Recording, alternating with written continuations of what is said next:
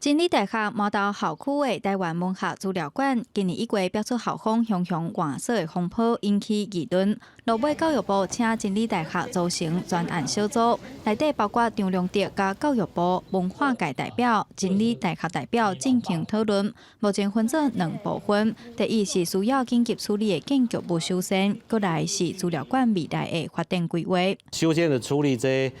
大楼的清洁啦，啊保存的功能，啊，我嘛有派2个老师，伫咧就我馆长，一个就是田老师，伊是这行秘书，嘛会去请人，进一步来好好来服务这大众。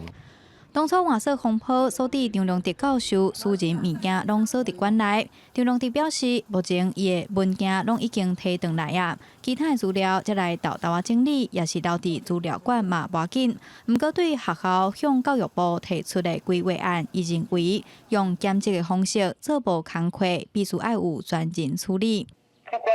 兼任的工课做袂好势啦，大家甲毛豆安尼走，伊这个馆。一定要有一个政府介入，现场有执行小组3个人负责，上面有一个督导小组、辅仁小组来监督、来策划，你安怎做？安尼你这个组织健全了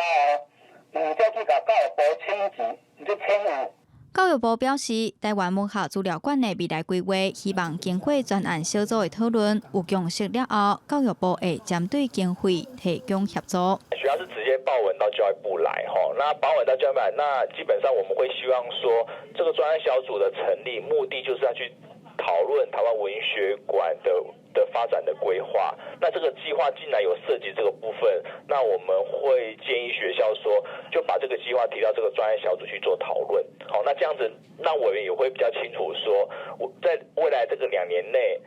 学校打算要做什么样的规划。自头就关心台湾文学资料馆发展的文化工作者郑恩伟讲，专案小组在讨论的时阵，嘛爱注意避免校长兼弄精。推动馆方业务或决定经营方向的时候，